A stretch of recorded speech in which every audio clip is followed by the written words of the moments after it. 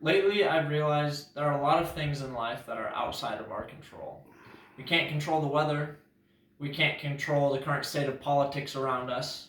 I can't control whether or not I can get a girl I like to text me back. As much as we'd like to, we can't control the actions of our family and friends around us, and we certainly had no control over a global pandemic starting. But despite all of that, I think there's one thing that we have a little bit more power and control over than we realize, and that's our thoughts. And so today I wanted to talk about the power that comes when we feed our minds with positivity and happiness. Not only if we do this, but if we can learn to utilize this skill, we can become, as Ernest Hemingway said in his famous Invictus speech, I am the captain of my own fate and the master of my own soul. Now, we've all heard this all of our lives. Happiness is key and positivity equals productivity. But why? Why is it true? I think to answer this question, we need to learn a little bit about the subconscious mind. In Learning to Control Our Thoughts by Tim Welch, released in January of 2019, he talks about this interesting relationship between the conscious and the subconscious mind. Essentially, the conscious mind is the decision making, it's rational thought, it's logical thinking, it's what am I going to do right now, what am I going to eat for breakfast, just simple, quick decisions. That is the rational mind. Whereas the subconscious mind is a little bit more abstract. It can be thought of more as daydreaming. So think back to a time, um, perhaps recently, where you were reminiscing or daydreaming about an experience from the past. Maybe a funny memory when you were a child, or maybe a time when you were bullied, anything from the past that you were thinking about. Now, as you were thinking about this memory, this experience, what happened? I would assume that the feelings and the emotions associated with this thought, with this memory, they came flooding and rushing back to you. Why is that? Because consciously you know that that's not happening. It's in the past. Maybe it didn't even happen. Maybe it's just a story in your head. But yet the feelings and memories associated with that thought and with that story come flooding back, even though it's not happening in the moment. The reason that is because the subconscious mind is incapable of differentiating between fact and fiction. For example, think about the last time you watched a scary movie.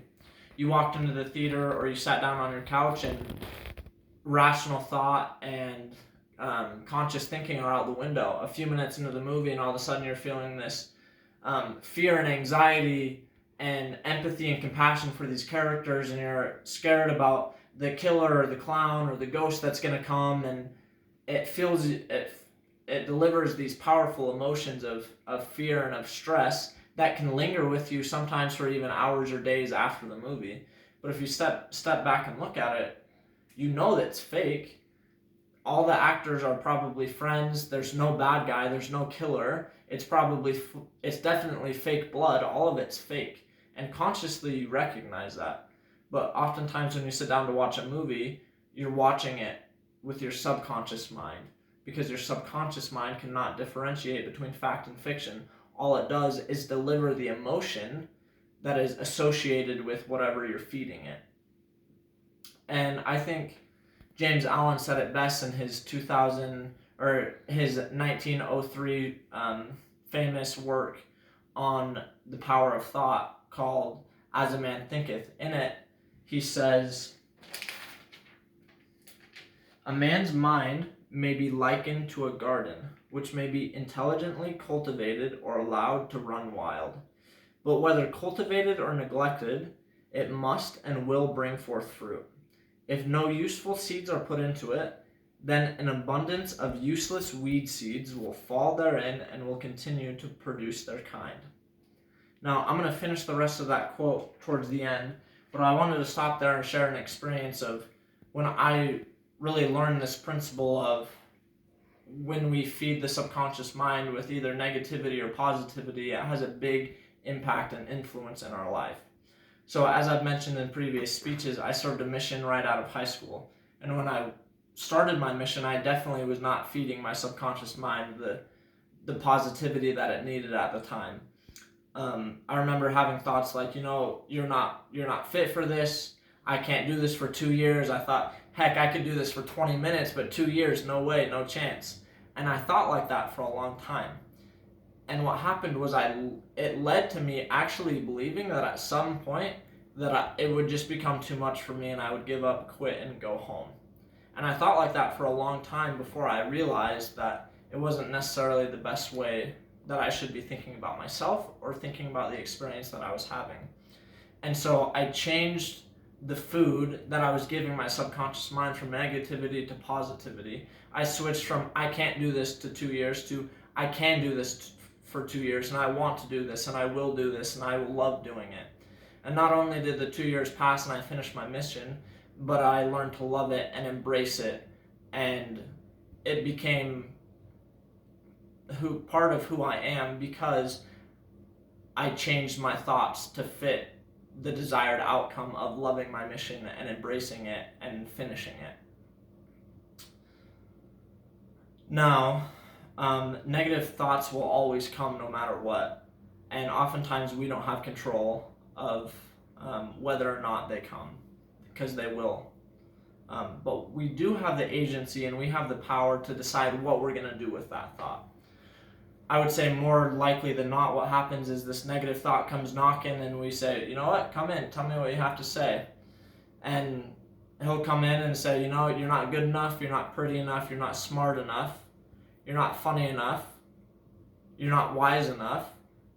Look back at all these stupid things you've done and mistakes that you've made, and all of a sudden, if this is the food that you're feeding your subconscious mind, the subconscious mind doesn't know fact from fiction, and it will just deliver the emotions that are tied to the thought, and you'll actually feel that. You'll actually feel not pretty enough, smart enough, wealthy enough, like you have enough friends, whatever it may be, you'll feel that emotion because that's the food that you're feeding your subconscious mind. But we can stop that way before it gets to that point. That negative thought comes knocking and you can say, you know what, I'm not going to entertain that. Not today. I'm going to replace it with something good. So the next time you're feeling a lack of power, a lack of motivation, just think back to your thoughts, because thoughts precede feelings, and feelings are the emotions that give us motivation or the lack thereof. So if the next time you're feeling a lack of motivation, maybe you should change your thoughts. So now I want to end by finishing the quote from James Allen, in which he says, "Just as a gardener cultivates his plot, keeping it free from weeds and growing the flowers and the fruits which he requires, so may a man tend the garden of his mind, weeding out all the wrong, useless, and impure thoughts, and cultivating toward perfection the flowers and fruits of right, useful, and pure thoughts. By pursuing this process, a man sooner or later discovers that he is the master gardener of his soul and the director of his life." All right, so now we have some questions from the TAs. The first question is, what are some small things that I can do every day to start taking better control of my thoughts?